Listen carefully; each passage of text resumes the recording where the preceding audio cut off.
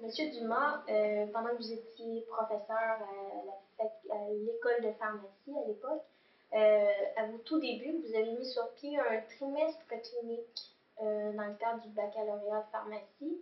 Expliquez-nous un peu en quoi consistait ce trimestre clinique qui était innovateur, je crois un des premiers ou le premier au Canada. Expliquez-nous en quoi ça consistait.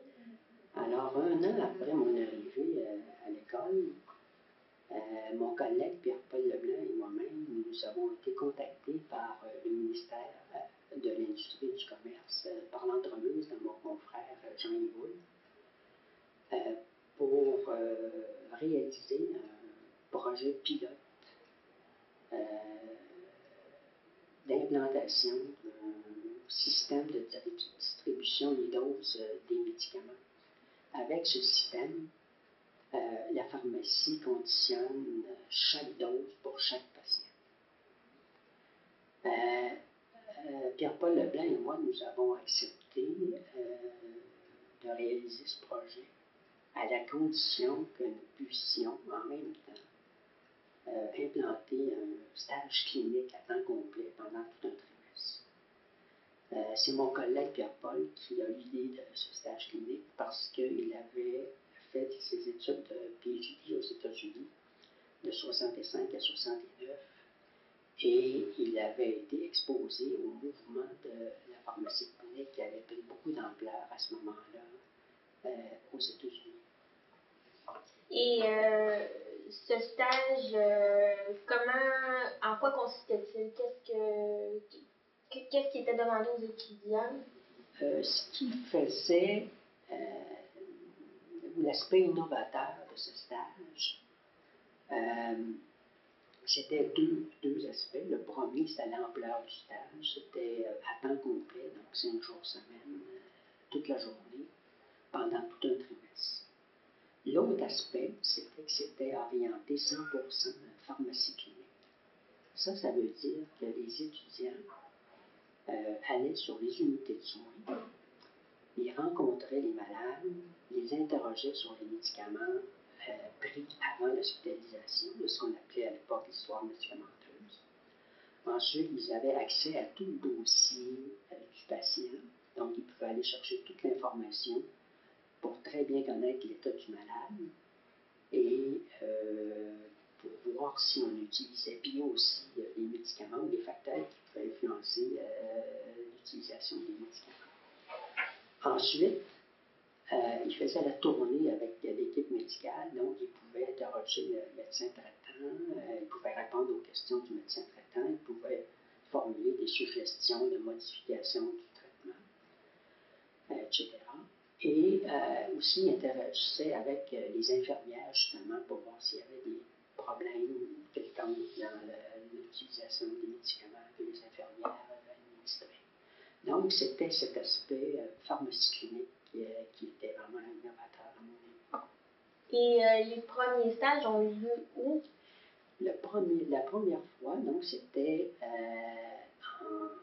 au trimestre d'hiver 72. Nous l'avons fait à l'hôpital Saint-François d'Assise parce que M. Leblanc y avait travaillé lorsqu'il était étudiant, donc il connaissait très bien le milieu. Ça nous a ouvert beaucoup de portes. Ça a été très avantageux, je pense, le fait qu'ils connaissaient le milieu et que les gens le connaissaient. Et est-ce qu'il y avait des moniteurs? Est-ce que vous et M. Leblanc étiez moniteurs dans les hôpitaux pour superviser les étudiants? Pour le premier stage, donc, celui de l'hiver 72, c'était M. Leblanc et moi qui étions les moniteurs. Il faut dire qu'on n'était pas préparés pour cette fonction, compte tenu qu'on avait tous les deux fait des doctorats de recherche. C'est pas très approprié pour faire de la clinique. Ce qui fait qu'au trimestre précédent, donc à l'automne, nous sommes allés tous les deux à l'hôpital, nous sommes allés sur les unités de soins, nous avons analysé les dossiers, nous avons fait des histoires médicamenteuses, nous avons fait des tournées avec les médecins, parlé des infirmières, etc. Et nous avons fait la pharmacie clinique. Nous avons essayé de faire la pharmacie clinique parce que c'est ça ensuite qu'on a demandé aux étudiants. Il fallait donc que nous, on soit capables de faire, d'en faire un peu là, pour être capable ensuite de guider l'étudiant qui avait des difficultés. Et les étudiants étaient bien acceptés par les infirmières et par les médecins? Quand nous avons présenté le projet, la seule objection que nous avons eue, la seule objection véritable, parce qu'il y en a eu quelques-unes, mais la principale, c'est venue des infirmières. Dans la revue du syndicat des infirmières, on dénonçait le projet d'administration universelle des médicaments parce qu'on prétendait que les pharmaciens allaient accaparer une tâche très importante des infirmières qui était l'administration des médicaments. Mais cette objection-là est devenue caduque parce que le projet d'administration IDOS n'a pas été subventionné. Les représentants du ministère de l'Industrie et du Commerce qui avaient demandé une subvention se sont vus refuser cette subvention, donc le projet est tombé. Mais nous avons décidé de poursuivre avec le trimestre clinique parce que ce n'était pas nécessaire qu'il y ait le projet d'administration des doses et médicaments pour faire la clinique. Et à ce moment-là, nous avons rencontré beaucoup de personnes dans l'hôpital, le directeur général, le directeur médical, à l'époque ça s'appelait directeur médical, les médecins qui étaient responsables, qui étaient les directeurs des départements cliniques, les infirmières chefs, les infirmières, beaucoup de médecins, pour leur expliquer en quoi consistait le stage clinique que nous voulions réaliser dans leur centre hospitalier. Et l'accueil a été favorable et dans plusieurs cas, ça a été très favorable. Les gens de l'hôpital Saint-François-d'Assise étaient heureux et fiers qu'on ait choisi leur hôpital pour implanter la pharmacie clinique. On leur disait que c'était le premier endroit où on pourrait avoir un stage clinique, de pharmacie clinique, et ils étaient très fiers de ça, donc ils nous recevaient assez bien. Il faut dire ici que mon collègue Pierre-Paul Leblanc était très convaincant, il était très bien préparé, très déterminé, très cohérent. Il avait prévu la plupart, je dirais presque la totalité des objections qu'on pourrait nous présenter, et la réplique venait rapidement, elle était vraiment, il n'y avait rien à redire. Il a joué un rôle essentiel, il fait preuve d'un leadership exceptionnel. Et c'est à cause de lui que le trimestre clinique a été réalisé. Je pense que s'il n'avait pas été là, il n'y en aurait pas eu. Ça aurait pris plusieurs années avant qu'on puisse réaliser le trimestre clinique. Le trimestre clinique a commencé à l'hôpital Saint-François-d'Assise, puis a été implanté dans d'autres hôpitaux. Maintenant, il est encore à faire dans je ne sais plus combien d'hôpitaux à Québec. La première année, et ça pourquoi on a débuté le trimestre clinique assez tôt, c'est parce que dans cette promotion, il y avait seulement 17 étudiants. Donc, c'était possible de commencer dans un seul hôpital. Et étant 2 moniteurs, on avait chacun 8-9 étudiants par moniteur. Donc, ça présentait un avantage important. Mais comme il y a eu une augmentation graduelle du nombre d'étudiants, nous avons dû étendre le stage dans d'autres centres hospitaliers. Et à ce moment-là, il fallait identifier un pharmacien moniteur, donc responsable de l'encadrement des étudiants. Et dans la plupart des cas, les pharmaciens moniteurs étaient parmi ceux qui avaient suivi le premier trimestre clinique à l'hôpital Saint-François-d'Assise. Par exemple, à l'Hôtel Dieu de Québec, c'était Jean Bérubé qui était là en l'hiver 72. À l'Hôtel Dieu de Lévis, c'était Hélène Lambert qui était là aussi en 72. Puis, avec le temps, évidemment, il y avait l'augmentation du nombre d'étudiants était vraiment. Il y en avait à chaque année, ça augmentait d'une année à l'autre. On a été obligé d'offrir le trimestre clinique à la fois à l'automne et à l'hiver. Alors, il y avait donc la moitié de la promotion faisait le trimestre clinique à l'automne et l'autre moitié à l'hiver. Et quand il n'était pas en clinique, il était à l'université, il suivait des cours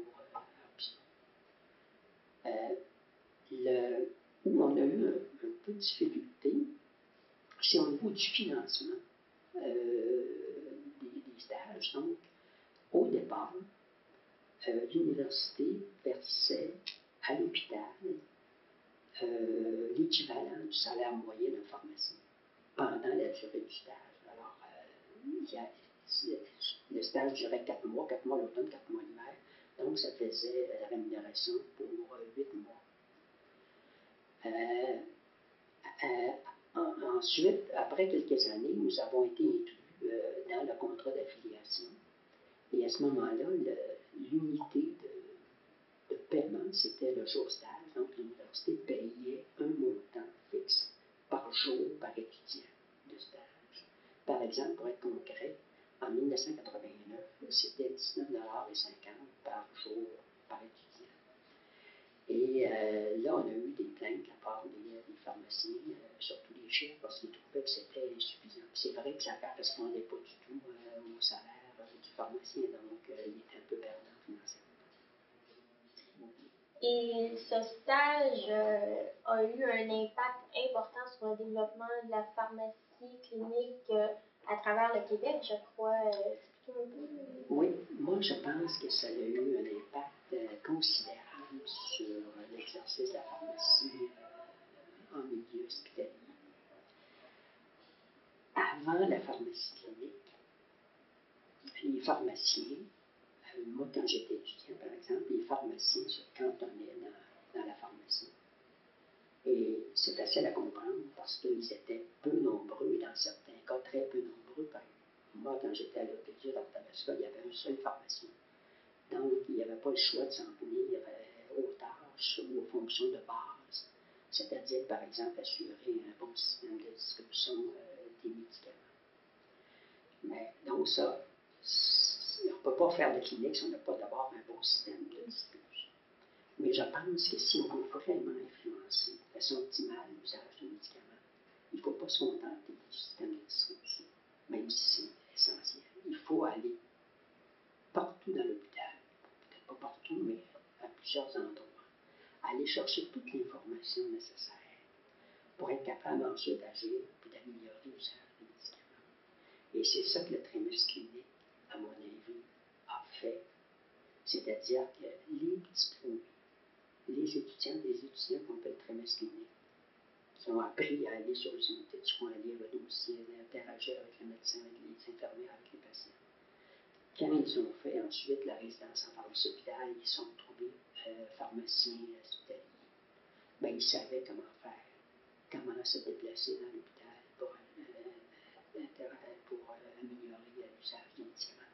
C'est, à mon avis, l'apport principal du trimestre clinique. Ça a modifié, à mon avis, considérablement l'exercice de la pharmacie en milieu hospitalier parce que maintenant, les pharmaciens vont un peu partout là, dans l'hôpital et ils jouent un rôle, à mon avis, très étendu, puis ils influencent vraiment l'usage des médicaments.